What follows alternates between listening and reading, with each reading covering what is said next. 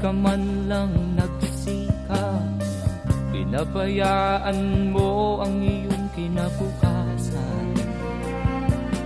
Ba't ka ganyan? Di naman sila nagkulang, ibinigay ang iyong kailangan. Bakit bumagsak ka sa kalokohan?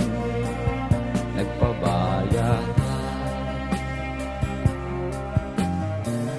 lagi kang naglalasing, magulang mo'y di pinapansin. Nais lang naman nila'y sa iyong kabutihan.